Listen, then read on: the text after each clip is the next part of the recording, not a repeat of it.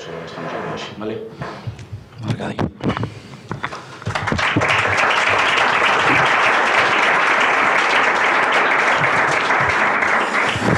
Bien, buenas tardes a todas y a todos. Me excuso de no falar galego, me sabe mal. He venido con una cierta frecuencia a Galicia, pero no suficiente para poder hablar con vosotros. Tampoco mi lengua es el español, es el catalán, como sabéis, y por tanto utilizaremos una lengua vehicular entre una punta y la otra de la península. Bien. En primer lugar, como decía muy bien Ernesto, al que agradezco los cuidados que me ha venido prestando ya desde antes de venir aquí para asegurar la logística y también mi estancia, él ha mencionado a la figura de Eduardo Galeano, también a la de Günter Grass, los dos han fallecido curiosamente el mismo día, y también me gusta el recordatorio que ha hecho de la memoria de Giuliani. Recuerdo perfectamente el momento en que murió en aquellas manifestaciones antiglobalización, concretamente en Génova. Por tanto, recuerdo para estos luchadores que creo que todos están un poco en la línea de lo que nosotros pretendemos hacer. Dicho esto, por descontado, mi agradecimiento a ECOAR, no solamente por haberme invitado, sino por estas jornadas magníficas sobre el TTIP, uno de los ejes problemáticos que se va a exponer en los próximos años y quizá ahora todavía no nos demos cuenta de la gravedad de lo que se está preparando en este secretismo pactado entre Estados Unidos y la Unión Europea. Vale la pena que lo resaltemos y que hagamos todas las posibles jornadas y todas las reproducciones que hagan falta sobre lo que se vaya haciendo. Dicho esto, intentaré ir, como se suele hacer, de lo más general a lo más específico, explicando un poco primero las grandes relaciones económicas internacionales, pasando posteriormente a las comerciales y de inversiones y tratando finalmente el TTIP con lo que conlleva en el mundo de las inversiones, en el mundo de los servicios y también en el mundo de la rebeldía que debemos tener todos. Yo creo que el TTIP debe enmarcarse dentro del ámbito general de aquello que hemos venido llamando desde hace bastantes años la globalización. Es una forma más de globalización.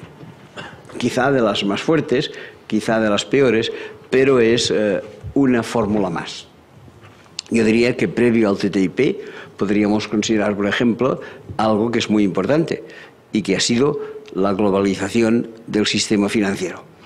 Esta crisis en la que hoy en día estamos inmersos desde hace prácticamente 6 años, desde el año 2008, es una crisis fundamentalmente de raíz financiera y además de raíz financiera especulativa. No todas las crisis económicas han sido especulativas. Yo me acuerdo, una que viví en mi juventud, le llamábamos la crisis del petróleo, lo cual sin duda era seguramente algo entremezclado, pero de orígenes distintos. Ahora estamos viviendo claramente una crisis de origen financiero basada en 2 tipos de especulación. Una que quizá en España se ha vivido muy de cerca, se llama especulación inmobiliaria, y otra, probablemente todavía más importante, pero que no hemos vivido tan de cerca, que se llama la especulación mobiliaria. La especulación en las bolsas de valores, la especulación en acciones, en obligaciones, en divisas, en productos del mercado de futuros, en una serie de operaciones que hoy en día, a través de los sistemas digitales, son fácilmente realizables, pero que han significado verdaderos desastres. Muchísima gente se arriesgó en su momento en la compra de pisos, más gente todavía se arriesgó en la compra de acciones y obligaciones, finalmente no pudieron devolver ni los valores hipotecarios ni los préstamos que habían recibido para llevar a cabo estas compras. El mercado bancario se hundió y tuvimos que recurrir durante mucho tiempo, hasta hace relativamente pocos meses, a aquello que se llamó el rescate bancario, que ha sido un verdadero escándalo. Hablaré de comercio y hablaré de TTIP, pero no puedo dejar de referirme a esta crisis terrible. Durante años he estado trabajando el tema de la crisis financiera. Os puedo asegurar que, de acuerdo con mis estimaciones, para el rescate bancario, a veces en forma de donativo, a veces en forma de crédito, básicamente en Europa en forma de donativo, básicamente en América en forma de crédito, se ha entregado a los bancos la hermosísima cifra de 4.600.000 millones de dólares. Hagamos una pequeña comparación. En el año 2006, Naciones Unidas celebró una conferencia cumbre para hablar de aquello que sin duda es el problema número uno de este planeta, que se llama el hambre en el mundo. Naciones Unidas dijo que para subvenir a este problema, que afecta a 1.200 millones de personas y que causa diariamente la muerte de más de 50.000, que es una cifra muy grave, que para subvenir a este problema haría falta inversión. Inversión en regadíos, en caminos rurales, en formación profesional agraria, en bancos de pesca, en granjas, en tractores, en lo que queramos. Y en aquel momento, Naciones Unidas, podéis buscarlo todavía, en la conferencia cumbre de la FAO, celebrada en Roma en junio del 2008, hizo una petición formal a los países ricos del mundo para que entregaran cada año 50.000 millones de dólares con la finalidad de reducir el hambre en el mundo. La respuesta por parte de los países ricos en aquel momento fue absolutamente negativa.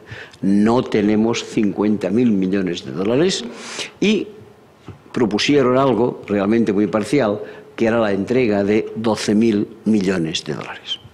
Bien, la ONU dijo que con esto no había ni para empezar y, evidentemente, el tema del hambre ha continuado existiendo como primer fruto negativo de este sistema capitalista que vivimos, que, como bien sabéis, es completamente inaceptable. Esto se producía, como acabo de explicar, en junio del año 2008. Poco tiempo después, concretamente en septiembre de 2008, estalla esto que conocemos con el nombre de crisis económica.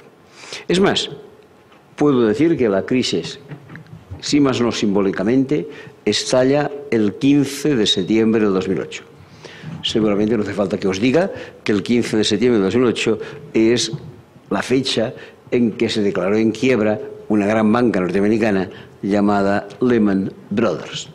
Su caída espectacular arrastró a sucursales, a filiales, a acreedores, a proveedores, a bancos conectados, a trabajadores, etcétera, etcétera. Y ni que sea simbólicamente, se considera este 15 de septiembre de 2008 como la fecha inicial de la crisis.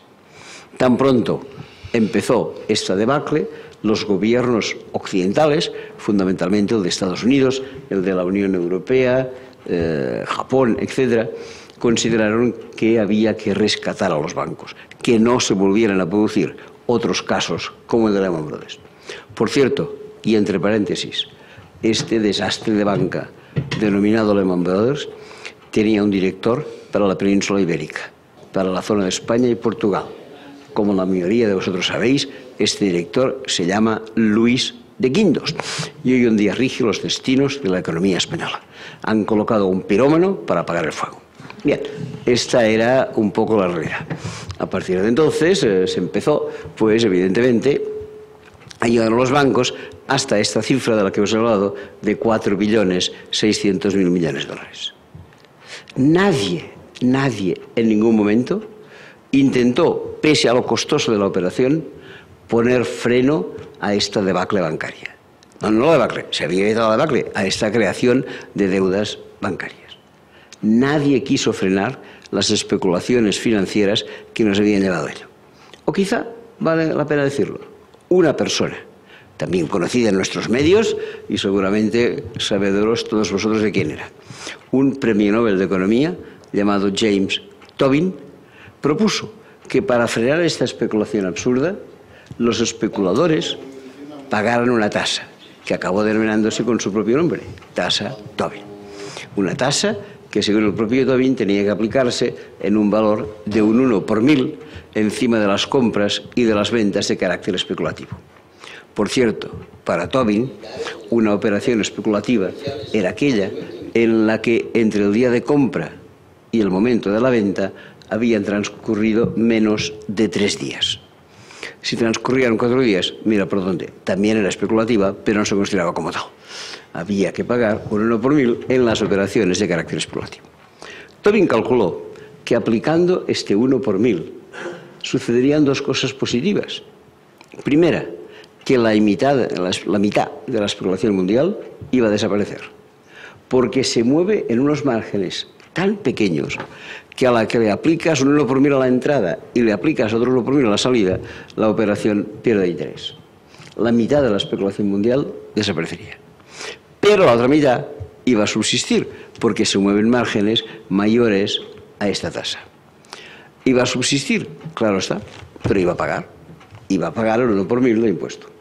También en aquel momento Tobin calculó que con el pago de esta tasa se iba a recaudar anualmente 200.000 millones de dólares, lo cual supone 4 veces más de los 50.000 que la ONU pedía para erradicar el hambre.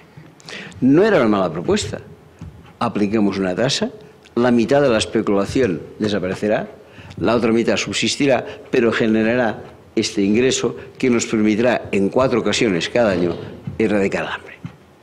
Esto, como acaba de anunciar, se llamaba tasa Tobin. La tasa Tobin ha sido votada por el Parlamento belga, por el Parlamento francés, por el Parlamento de Canadá. Los 3 parlamentos han votado que no. La presión de los especuladores encima de los diputados para que votaran que no. Pero mira por dónde. Hace unos 3 años el Parlamento Europeo votó que sí a la tasa Tobin. ¿Por qué votó que sí a la tasa Tobin? Porque no tiene facultades para aplicarla. A esto se llama quedar bien sin pagar. Hay que decir, en cualquier caso, que hace un cierto tiempo, como 4 años, el que era primer ministro en aquel momento de la Gran Bretaña, el antecesor del actual Cameron, un tal Gordon Brown, hizo una propuesta y dijo: la Gran Bretaña será el primer país del mundo en poner en marcha la tasa Tobin. Tan pronto el señor Gordon Brown hubo pronunciado su discurso, aquella misma tarde, lo hago constar porque es cierto, aquella misma tarde salió volando de Washington hacia Londres el ministro de Economía de Barack Obama con una única instrucción: impedir que Gordon Brown pusiera en marcha la tasa Tobin. ¿Qué razón apuntaba en aquel momento este ministro? Que esto perjudicaría a la economía americana. No es cierto. Esto perjudicaría a los especuladores americanos, que no son exactamente lo mismo que la economía americana. Pero con una pequeña pega. Si tú miras la personalidad del que entonces era ministro de Economía del señor Barack Obama, un tal Timothy Geithner, te das cuenta que este buen señor era, antes de ser ministro de Economía, especulador bursátil. Pero, precisamente por este motivo, un periódico al que tengo un cierto aprecio, aparece en París y se llama Le Monde, nos explicaba la vida y milagros de los 7 últimos ministros de Economía que habían servido a los 7 últimos presidentes norteamericanos durante los últimos 42 años. En 5 casos se trataba del propio ministro, en 2 casos del segundo de bordo, del subsecretario, del viceministro.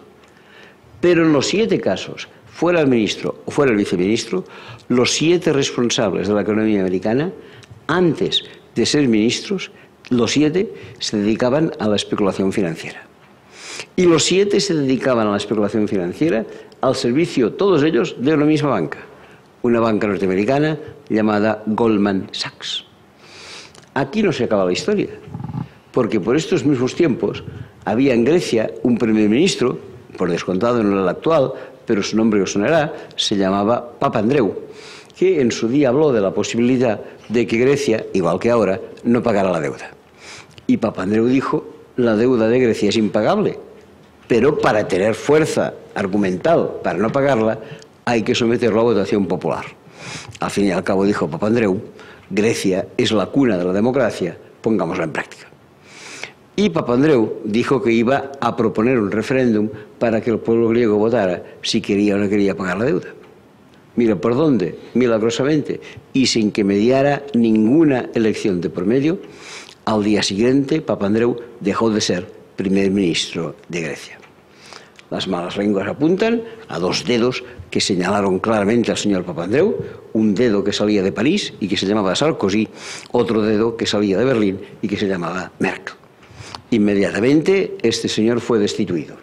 ¿Y quién fue colocado en su lugar? ¿quién fue el nuevo primer ministro de Grecia? Un tal Lucas Papadimos. ¿De dónde habían sacado a Lucas Papadimos? Mira por dónde. Era el director en Grecia de la banca Goldman Sachs. Pero cuidado, la historia no se termina aquí. En un país relativamente vecino de Grecia, que se llama Italia, gobernaba un primer ministro, cuyo nombre era Berlusconi. A muchos de nosotros creo que no nos gustaba Berlusconi. Y hay que reconocer que yo me alegré el día que supe que había cesado como primer ministro. Pero os aseguro que fue peor el remedio que la enfermedad. Berlusconi dejó de ser primer ministro y en su lugar fue nombrado un señor llamado Mario Monti. 8 años director de Goldman Sachs. 8 años director de Goldman Sachs. Tampoco termina aquí la historia. Os habréis dado cuenta que hace algunos meses nos están renovando los billetes de 10 y de 5 euros. A diferencia de los anteriores, llevan incorporada la firma del gobernador del Banco Central Europeo. ¿Cómo se llama el gobernador del Banco Central Europeo? Se llama Mario Draghi. ¿Y qué hacía Mario Draghi antes de gobernar el Banco Central Europeo? Era gobernador del Banco de Italia. Y antes era el director de Goldman Sachs. Creo que la cosa está clara para que pueda hacer esta afirmación de este aspecto financiero. Y entraré pronto en el comercial. No sé qué pasa a nivel local, no sé qué pasa a nivel comarcal, tampoco casi no sé lo que pasa a nivel autonómico. A partir de ahí, un poco más arriba, ya empiezo a entender lo que pasa. Y lo que pasa es que en temas financieros, este mundo está gobernado por delincuentes, y ni más ni menos que por perfectos delincuentes, que se llaman Rodrigo Rato, que se llaman Christine Lagarde, que se llaman Dominique Strauss-Kahn, que se llaman, por descontado, Luis de Guindos, otra serie de delincuentes, a cual peor. Vale la pena que lo sepamos. Esta es la primera globalización al que hay que hacer frente y que hoy por hoy nos ha causado muchos males. Pero no es la última, porque después de esta están siguiendo otras. Una que no mencionaré, primero porque no entiendo nada y segundo porque creo que va siendo paralela a las anteriores, es la globalización en el sistema de comunicaciones, en las agencias de información, en las noticias televisivas, en los periódicos, en las radios. Solo vamos a saber aquello que quieren que sepamos y por lo general tergiversado. Nunca nos darán verdadera información. Estamos en una sociedad de la información y de la comunicación y no sabemos nada, de nada, de nada. Nos engañan, permanentemente nos engañan. Y cuando nos engañan, que es casi siempre, nos distraen. ¿Cómo nos distraen? Lo sabéis perfectamente. El martes, Copa de Europa. El miércoles, Copa del Rey. El jueves, Copa de la UEFA. El viernes, mira por dónde, no hay nada. El sábado, partido adelantado del domingo. El domingo, la liga propiamente dicha. El lunes, no hay nada. Y el martes, vuelta a empezar. Esto significaba un gravísimo problema en esta globalización de la comunicación. Quedaban 2 días sin fútbol. Pensaron aquella gente que piensa por nosotros y no quiere que nosotros pensemos en nada, que 2 días podrían ser peligrosos. Igual nos quedamos en casa, leíamos un libro o hacíamos alguna cosa por recomendable. Y decidieron que iban a organizarnos también el viernes y el lunes. Y pidieron a la Liga de Fútbol Profesional que adelantara un partido, que creo que es de segunda, para el viernes, y retrasara uno, que creo que es de primera, para el lunes. Y así tendríamos fútbol los 7 días de la semana, para conseguir con facilidad, y ruego por favor que nadie se me enfade, la imbecilización total de la población. Pero esto que digo tiene un problema. Esto que digo tiene un problema. Y lo conocen todos ustedes. Este problema se llama mes de mayo. En el mes de mayo termina la Liga, termina la Copa de Europa, termina todo. ¿Qué vamos a hacer hasta septiembre? Dios santo. Igual la gente lee una docena de libros en este periodo. No puede ser. Vamos a encontrar solución. ¿Ya no le podemos imbecilizar? Pues ningún problema. Le vamos a idiotizar.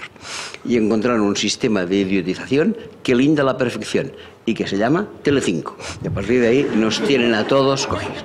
Bien, hablo poco de esto porque primero que no es mucho mi tema, pero quería decir que aunque hablemos de globalización, no nos olvidemos en absoluto de esta globalización también informativa. Un tercer apunte antes de entrar en el último, que será el comercial. ¿Todo se ha globalizado? No, en absoluto. Hay algo que no se ha globalizado y que se llaman los movimientos de personas. Dicho de otra manera, las migraciones. Hasta el siglo XIX, todo el mundo en este planeta podía circular de un país a otro sin ningún pasaporte, sin ningún documento identificativo. Hoy estamos perdiendo la vergüenza y ponemos barreras en todos los sitios, ponemos muros, ponemos vallas y ponemos 29.000 muertos en el Mediterráneo en los últimos 5 años de gente ahogada por nuestro egoísmo. ¿Que todo circule libremente? Sí, claro, que todo circule libremente, excepto las personas. Los capitales pueden circular, las noticias pueden circular, las mercancías pueden circular, las transaccionales pueden circular. Pero las personas en casita y se terminó. Es inaceptable lo que estamos haciendo. En Ceuta y en Melilla hemos colocado unas barreras y, por si fuera poco, unas cuchillas encima, a ver si aquel que salta conseguimos que se muera. No puede ser. Si estamos hablando de un mundo globalizado, esto también es un elemento que hay que tener en cuenta. Y mucho me temo que la opinión pública no es demasiado favorable a esta libre circulación de personas. Desde el momento en que los gobiernos de España, de la Unión Europea, de Estados Unidos, consiguen poner estas vallas sin quejas generales, es que saben que la opinión pública les resulta más o menos favorable. Y por tanto, otra campaña que en paralelo a la del TTIP podríamos hacer es una campaña, en este caso sí, para la libre circulación de personas, desmintiendo todas las raíces xenófobas y estúpidas que tenemos para frenar la llegada a la gente. Pero tampoco voy a entrar en esto, porque sé que se van agotando los 50 minutos y todavía no ha dado TTIP, de manera que hay que ir avanzando. Tenemos una globalización financiera, tenemos una globalización de comunicaciones, no tenemos una globalización de personas. Pero sí que tenemos 1, 2 y 3 globalizaciones de las que voy a hablar. Del comercio, de los servicios y de las industrias. Empecemos por la primera, por la del comercio. La globalización del comercio nace al fin de la Segunda Guerra Mundial. En la Segunda Guerra Mundial, contrariamente a lo que la gente se piensa, no hubo varios vencedores, hubo un solo vencedor, y se llama Estados Unidos. Porque los demás, fueran vencedores o fueran perdedores, estaban destruidos todos al que más. El único al que no le había tocado la guerra en ningún momento era a Estados Unidos. Desde el punto de vista estratégico, Estados Unidos es aquello que se describe como un santuario, libre de cualquier ataque. Su geografía se lo permite. Al norte Canadá, que es, digamos, un buen vecino, al oeste el Pacífico, que su nombre indica no es muy belicoso, al este el Atlántico, y al sur México. Esto quizá podría revolver un poco más, pero ¿sabéis lo que dicen los mexicanos? Hay México, pobre México, tan lejos de Dios y tan cerca de los Estados Unidos. Con lo cual, evidentemente, a partir de ahí, Estados Unidos es verdaderamente un santuario. No resultó tocado por la Segunda Guerra Mundial. Y mira por dónde. Aquí empieza la cuestión. Porque su economía quedó indemne, sin que nadie la tocara. Sus capacidades de producción agraria, de producción industrial, quedaron intactas. Pero con una situación nueva. Al final de la Segunda Guerra Mundial, un presidente, que por otro lado era un desastre, un presidente que se llamaba Truman, y era un desastre porque había lanzado la bomba en Hiroshima y Nagasaki, hizo algo relativamente bueno. En la vida toda la gente hace a veces una cosa buena y una cosa mala. ¿Y qué hizo Truman de bueno? Sencillamente, cerró, clausuró más de la mitad de la industria militar norteamericana. Dijo que ya no servía, que era inútil, que había estado al servicio de una guerra mundial, pero que al terminarse no hacía falta. ¿Qué hizo? Algo que a mí siempre me ha gustado, que es la reconversión de la industria militar en la industria civil. Está bien, era una buena cuestión, sin duda, pero de una pega. Esto llevó a Estados Unidos a lo que podríamos llamar un problema de sobreproducción. La economía norteamericana, incorporando ahora toda esa capacidad industrial derivada de la industria bélica, producía más de lo que notablemente podía consumir. Cuando una economía tiene problemas de sobreproducción, ¿qué ha de hacer? Lógicamente, exportar. Pero para que una economía pueda exportar, ha de haber alguien que pueda importar. Y mira por dónde no era fácil en aquel momento que el mundo importara. El primer mundo y el tercer mundo. El tercer mundo ni tan solo era el tercer mundo, eran colonias sin ninguna capacidad. Y el primer mundo, sí, pero era el que había quedado destruido a través de la guerra. Y entonces Estados Unidos, en una estrategia que todavía se recuerda y que era muy interesante, decidió reconstruir las economías del mundo desarrollado afectadas por la guerra con una única condición, que se convirtiera en el partner comercial de Estados Unidos. Ahí hay una especie de TTIP en ciernes. ¿Qué hace Estados Unidos? Crea el Banco Internacional de Reconstrucción y Fomento, crea el Fondo Monetario Internacional, tira adelante el Plan Marshall, todo esto con la intención de que Europa y también Japón queden reconstruidos después de la guerra y se acaben convirtiendo en un buen socio comercial norteamericano. Hoy en día todavía las grandes estructuras de la economía mundial están definidas según los parámetros del fin de la Segunda Guerra Mundial. Los grandes vencedores, el único gran vencedor, monta la economía a su antojo. Muy bien, y esto empieza a funcionar. Empieza a funcionar porque aquello que era el Banco Internacional de Reconstrucción y Fomento se acaba convirtiendo en el Banco Mundial, primero dedicado a la reconstrucción del norte, después dedicado a la reconstrucción, que no es verdad, de los países del sur, el Fondo Monetario Internacional. Ahora hablamos mucho de él para las deudas. La idea inicial del Fondo Monetario Internacional era la solvencia de los países europeos para que pudieran pagar en efectivo a Estados Unidos las ventas que Estados Unidos les iba haciendo, que quede claro.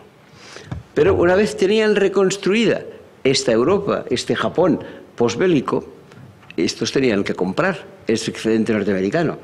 Y para comprar, todos sabemos que hay un inconveniente básico, y se llama precio. Si el precio te interesa, tú compras; si el precio no te interesa, tú no compras. ¿Y cuál es el problema? Que la economía norteamericana no es que fabricara a precios demasiado altos, pero los productos americanos que salían de Estados Unidos y llegaban a Europa, para instalarse en Europa, tenían que pagar derechos de aduana. Y los derechos de aduana en aquella época eran enormes. Se calcula que las aduanas a nivel mundial oscilaban en un impuesto, en una tasa, en un arancel del 40% ad valorem. Es decir, sobre el valor de la mercancía, tú tenías que pagar el 40%. Evidentemente, encarecer los productos en un 40% a mucha gente no le apetecía, y lo único que se propuso Estados Unidos es que Europa, también Japón, rebajaran los derechos de aduana.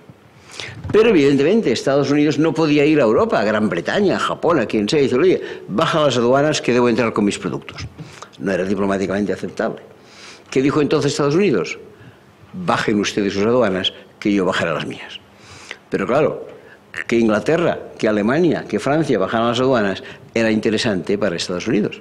Pero que Estados Unidos bajara las aduanas no era nada interesante para Alemania ni para Francia, porque no tenían nada que venderle. De manera que a partir de ahí se produjo una situación que acabó cuajando en una organización que en sus inicios tuvo un nombre, que al final no lo tuvo. Esta organización se llamaba OIC, Organización Internacional de Comercio, que era la encargada de rebajar las aduanas. Pero hubo un problema. La OIC se puso en marcha en 1947. Y en 1947, justo hacía 2 años, que por tanto en el 45 se habían fundado las Naciones Unidas. Y en la Carta de las Naciones Unidas se estipulaba que cualquier organización internacional naciente después del 45, no las anteriores, el Banco Mundial es del 44, pero las que nacían a partir del 45 debían incorporar como miembros a todos los países que fueran miembros de Naciones Unidas, lo cual significaba la incorporación automática de Rusia, mejor dicho en aquel momento la Unión Soviética, en esta Organización Internacional de Comercio, cosa que Estados Unidos no quería en absoluto para no dar pie a unas relaciones comerciales que se estaban gestando en una ya inicial Guerra Fría. ¿Qué se hizo? Aquello típico: echa la ley, echa la trampa. Significaba que como que no se podía crear la OIC porque la ONU obligaba a que estuviera la Unión Soviética allí, haremos algo que se le parezca y que no sea organismo internacional. Y a partir del año 47 se puso en marcha aquella organización estrambótica llamada GATT, General Agreement on Tariffs and Trade, Acuerdo General sobre las Tarifas Aduaneras y el Comercio. Pero daros cuenta, no tiene la palabra organización, tiene la palabra acuerdo. ¿Y un acuerdo qué es? Un papel. Claro, los papeles no tienen miembros, no tienen oficinas, no tienen empleados, pero mira por dónde. El GATT sí que tenía oficinas, sí que tenía empleados, sí que tenía edificios. Era el absurdo, más absurdo de los absurdos. No tenía miembros, no podía tenerlos, no era organización, pero sus miembros recibían un nombre agradable: altas partes contratantes. porque claro, si lo que tenían era un papel, pues alguien tenía que contratarlo. Bien, esta historia falsa, que además ha traído de coronilla durante 40 años a los profesores de Derecho Internacional, porque no sabían qué tipo de personalidad jurídica tenían que darle a este organismo, sin embargo ha trabajado y ha trabajado muchísimo, puesto que desde la creación del GATT en 1947 hasta la desaparición del GATT en 1995, durante por tanto 48 años, el GATT hizo, desde el punto de vista comercial, un trabajo enorme. Cuando terminaba la guerra, las tarifas aduaneras en el mundo, como he afirmado hace un momento, eran del orden del 40%.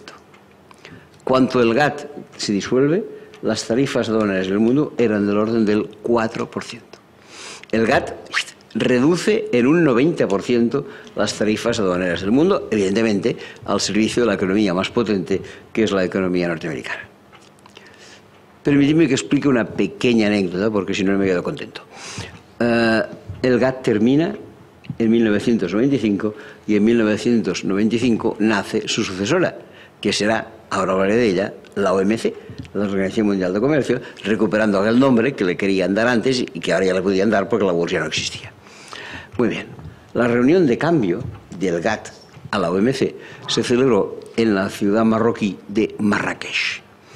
Bien, la sede de las reuniones internacionales es una especie de lotería. Hoy te toca a ti, hoy te toca a ti, hoy te toca a ti, porque así tú tendrás turistas, tendrás embajadores, tendrás hoteles, tendrás restaurantes, y así los van haciendo. Y mira por dónde, en este pito pito colorito, le tocó a Marrakech ser la sede del cambio. Cosa que enorgulleció enormemente a una de las figuras más impresentables que ha dado la vida política mundial, llamada Hassan II. Este señor, que gobernaba Marruecos en aquel momento, quedó orgulloso de que Marrakech fuera la sede y lo quiso lucir por el mundo. Y entonces hizo, evidentemente con dinero público, que todos los grandes periódicos del mundo, el New York Times, el Times, el Frankfurter Allgemeine, Le Monde, el Guardian, lo que fueran, dedicaran una página entera a decir la transformación de GATT en OMC se producirá en la ciudad de Marrakech gracias a los auspicios de nuestro magnífico monarca reinante, una persona brillante que consigue reunir a su alrededor a toda la economía mundial, siempre en esta hermosa ciudad de Marrakech. Como que el gobierno marroquí pagaba los anuncios, todos los periódicos del mundo, los más importantes, gastaron el dinero y pusieron una página entera. Pero la nota curiosa que quería explicar es la siguiente. Vosotros sabéis que los periódicos suelen tener dos páginas, este de aquí y este de aquí. Y seguramente sabéis que en publicidad esta página es más cara que esta, porque esta es la que ve la gente ya de entrada y esta es más.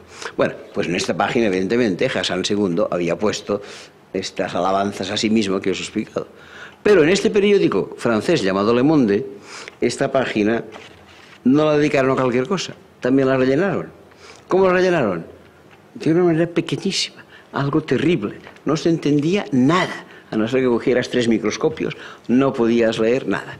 Lo único que se entendía era la frase final que estaba aquí, al fondo de la página. ¿Y qué decía la frase final?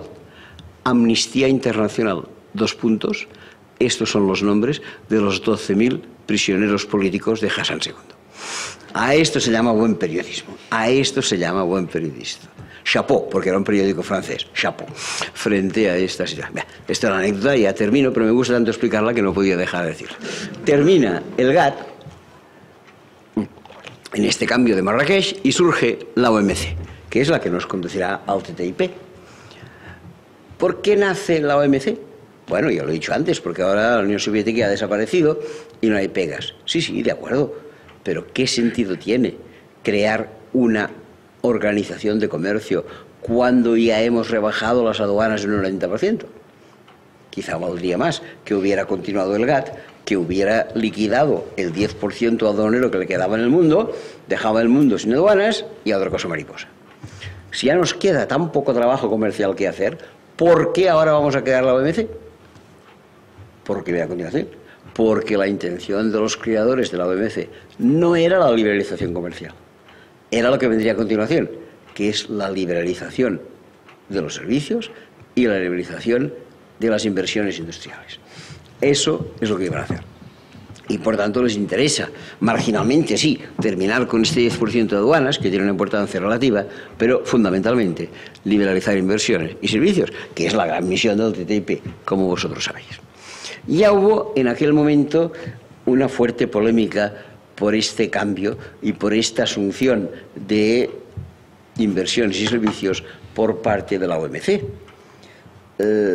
La primera gran reunión de la OMC tuvo lugar en Seattle. Tuve casi por una cuestión de suerte, de carambola, la suerte de estar en Seattle aquellos días. A mí me pasaba que por edad no me tocaba ir a Seattle, me tocaba ir a París en mayo del 68, pero me había despistado y no había ido. De manera que siempre decían, tú por tu edad y tu manera de ser deberías estar en París. Digo, pues no, estaba en Barcelona, lástima. Bien, pero no estuve en París en mayo del 68, pero estuve en Seattle en noviembre del 99, cuando se produjeron aquello que después se llamó el nacimiento del movimiento antiglobalización. La verdad es que iba de entrada más bien en postura académica, porque en aquellos tiempos estaba realizando algunas investigaciones sobre temas de comercio internacional y me pareció que la primera reunión cumbre de la Organización Mundial de Comercio sería interesante. Os aseguro que no puse los pies ni 5 minutos en ninguna reunión. No me moví de la calle porque aquello estaba permanentemente animado y lleno de pancartas, curiosamente, y lleno de pancartas levantadas por 50.000 norteamericanos, o para ser exactos, 49.500 norteamericanos y 500 europeos despistados que corríamos por allí. Todos ellos en contra de lo que era la reunión de Seattle. Se daban cuenta, y además la reunión empezó mal. La reunión la tenía que presidir en su inauguración el que entonces era presidente de Estados Unidos y marido de una señora que aspira a ser presidenta dentro de poco, pero Clinton no quiso asistir. Ya vio que aquello plantaba mal y dejó a su estimada ministra de Comercio, que era la responsable del tema, en que presidía la inauguración. Había mucho ruido y no se presentó. La ministra preside el acto, sienta a su lado 2 personajes. Y justo al empezar el acto se levanta el embajador de la Gran Bretaña, no el embajador de un país enemigo, no, el embajador de la Gran Bretaña, su amiguete de siempre. Y el embajador de la Gran Bretaña le dice a la presidenta, a la ministra de Comercio americana, señora, ¿quiénes son estos 2 personajes que la acompañan a derecha e izquierda? Digo yo, estos personajes eran, por un lado, el presidente de Microsoft y, por otro lado, el presidente de Boeing, 2 grandes empresas norteamericanas, precisamente ubicadas en Seattle y que eran las que pagaban el evento. Muy bien, y dice el embajador, ¿esto es una reunión de gobiernos o es una reunión de empresas? No me parece razonable que sea una reunión de empresas. Y el embajador británico se levanta de la reunión y se va. La primera protesta contra el HTPH lo podemos encontrar en la postura de este embajador británico, que mira por dónde ya dijo que no quería esto. A partir de ahí hay una fuerte revolución en los acontecimientos de Seattle, no pueden aprobar nada de la liberalización en inversiones y en servicios que querían hacer, y entonces se dedican a convocar para 3 años más tarde otra reunión en Doha, en Qatar, que esto parece que es más tranquilito porque las manifestaciones están prohibidas y porque no podían llevar a nadie, para empezar lo que se llamó la ronda Doha de negociaciones sobre inversiones y sobre servicios. Pero ¿qué sucede? Que en esta reunión de Doha, aunque es pacífica y aunque no hay manifestaciones, hay algunos países que se niegan a aceptar todas las posturas norteamericanas. Son los llamados países emergentes. Países como Brasil, como Sudáfrica, como Rusia, como China, que la India no quieren tampoco estas nuevas normas porque su momento de crecimiento industrial es distinto y evidentemente no admiten este tipo de negociación. ¿Qué hace entonces Estados Unidos? Y ahí es donde llega el TTIP o TTIP, no sé cómo se llama. ¿Qué es lo que empieza ahí? Pues la famosa política del divide y vencerás. Dicen, es muy difícil llevar a cabo estas negociaciones industriales y estas negociaciones de servicios en el ámbito de la OMC, vamos a disgregarlos. Vamos a crear tratados bilaterales que sean importantes, pero que no vayan a generar esta oposición. Y uno de ellos, probablemente el más importante hasta la fecha, es el que hoy nos ha traído aquí y ha traído pues también a realizar estas 5 sesiones que está realizando en Galicia. Vamos a ver si podemos evitar este tratado. Porque cuidado, Este tratado incide sobre dos elementos que vale la pena tenerlos. El comercio no vale. El comercio ha dicho que está liberalizado al 100% o al 90%. Pero en el mundo de los servicios, la libre penetración de servicios de un país poderoso a otros es muy grave. Fijémonos, hay un sector precisamente de servicios que nunca en la historia ha sido protegido. Es un sector novedoso, porque antes no existía y se llama sector de las empresas de auditoría. Muy bien. ¿Cuáles son las empresas de auditoría que conocemos? Price Waterhouse, Coopers & Lybrand, Ernst & Young, nombres todos ellos españoles, todos ellos españoles. ¿Qué significa esto? Que hay una teoría bien conocida, según la cual el pez gordo se come al pez pequeño. Liberalizar el mundo de los servicios significa que hoy las empresas de auditoría son americanas, pero el día de mañana los bancos serán norteamericanos, las compañías aéreas serán norteamericanas, las empresas de seguro serán norteamericanas. En todos los sitios, la historia lo demuestra así. Fijaros yo en cuántas empresas americanas aparecen, por ejemplo, en el servicio de empresas que alquilan pisos. Cada vez tenemos más nombres americanos entre las empresas que se dedican a alquilar pisos. También, evidentemente, la distribución comercial de los supermercados, en muchas otras cosas. El mundo de los servicios queda, si no hay una protección previa, completamente absorbido. Y en el mundo de las inversiones industriales, peor todavía, es aquel que más se trata en el TTIP. ¿Qué sucede aquí? Que Estados Unidos hay muchos compromisos que no ha firmado a nivel internacional. Seguramente recordáis el compromiso de Kioto sobre emisiones de CO2. Seguramente sabéis que una parte importante de las normas laborales en el mundo han venido marcadas por la Organización Internacional del Trabajo, que es la que ha establecido límites por arriba y por abajo salariales, límites de edad, sistemas de jubilación, sistemas de protección social, sistemas de vacaciones, de fines de semana libres, etcétera, etcétera. Todos los convenios de la OIT que se vienen firmando, si no estoy equivocado, desde 1920. Supongo que sabéis algo. Estados Unidos no los ha firmado. Con lo cual, Estados Unidos no tiene ninguna obligaciones ni en el terreno del CO2, ni en el terreno de la OIT, ni en el terreno de los derechos del niño, que hay una convención del año 79 que también los protege, etcétera, etcétera. ¿Y qué pasa? Que si Estados Unidos no ha firmado estas convenciones, no tienen sus empresas obligaciones de cumplirlas. Hasta aquí nada que objetar. Pero hay algo grave. Esta organización anterior de la que he hablado, que se llama el GATT, estableció como cláusula de funcionamiento algo que se llamó cláusula de no discriminación. ¿Qué significaba? Que si una empresa o una mercancía se trasladaba de un país a otro, no podía ser discriminada. Una tontería. Si en España tú embalas tomates y la legislación dice que hay que embalarlas en cajas de cartón, tú no puedes obligar a los tomates que vienen de Marruecos que se embalen en cajas de madera. Sería una discriminación hacia los tomates que proceden de Marruecos. Esto es una tontería, pero es una norma del GATT. Y no es tan tontería, porque a partir de ahí la idea de la no discriminación se aplica en todos los sitios. Os pongo un ejemplo. En España, la legislación laboral permite, seguramente, no permite, obliga, seguramente lo sabéis, a que las empresas de más de 50 trabajadores incorporen a un discapacitado en su plantilla. Si la empresa tiene 100, ha de incorporar a 2 discapacitados. Si la empresa tiene 150, a 3 y así sucesivamente. Y si por casualidad la empresa no quiere incorporar a ningún discapacitado, está obligado a pagar a un taller de discapacitados pues 3 empleados o 4 empleados, según los trabajadores que tenga, para que puedan trabajar. Esta norma no existe en Estados Unidos.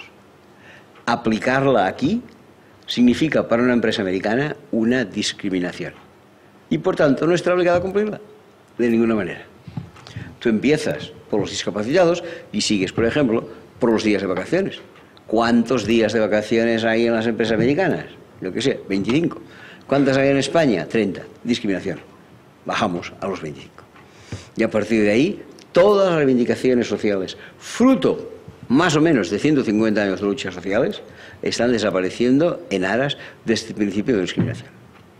Y si un Estado le dice a la empresa americana, no, no, no, aquí los días de vacaciones son 30, tú cumplirás los 30, puedes recurrir. ¿A dónde puede recurrir la empresa americana? ¿A Magistratura del Trabajo? No. A una comisión de arbitraje mixta. Comisión de arbitraje mixta nombrada siempre por compañías transnacionales que decidirán hasta qué punto aquella empresa está o no está obligada a cumplir los 25 o los 30 días de vacaciones. Los derechos sociales van a caer enteritos en base a esto. Ya no hablo de otras cosas.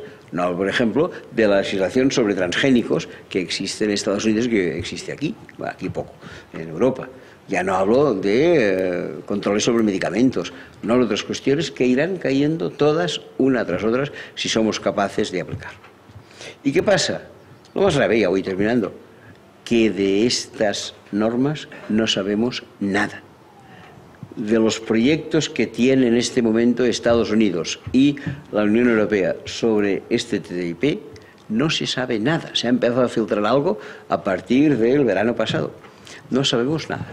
Esta semana pasada había unas declaraciones de un eurodiputado catalán, Ernest Urtasun, que fue elegido por Izquierda Unida y que está en el Parlamento Europeo. Pidió en Bruselas que le dejaran consultar los borradores de la normativa que se está negociando con Estados Unidos. Primero, le advirtieron que tenía que pedir el acceso a estos papeles con 2 meses de antelación. Una vez hizo la demanda pertinente, le dejaron entrar en una especie de biblioteca en donde había los documentos. Un máximo de 2 horas para revisarlos.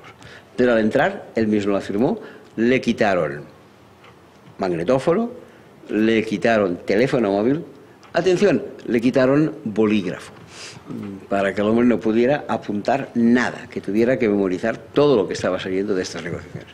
Y además pudo aportar que lo que se acuerde en estas discusiones será secreto de Estado durante los próximos 30 años. Esto es una absoluta violación de los derechos humanos, una total y absoluta violación, y parece que la opinión pública no es muy sensible a lo que está sucediendo. Y ya no digo que no es nada el poder político. Se tuvo que votar en España si se entraba o no se entraba en esta negociación y si se daría el visto bueno a lo que decía el negociador europeo. 4 partidos votaron a favor de que esta negociación siguiera adelante sin ninguna pega. 4 partidos que ya intuís todos, pero que los digo. Uno se llama Partido Popular, el otro se llama Partido Socialista Obrero Español, el otro se llama Partido Nacionalista Vasco y el otro se llama Convergencia y Unió. Estos son los 4 que están impulsando que este tipo de negociación tire adelante, con consecuencias que serán de todo tipo y evidentemente de un solo tipo, nefastas. Nefastas para los ciudadanos, vale la pena que las empecemos a entender y que empezamos a trabajar en ello. No os voy a entretener más, ya llevamos 1 horita, me ha dicho 50 minutos, me he pasado el tiempo, pero en cualquier caso, si queréis, hablamos un poco de todo ello. Gracias.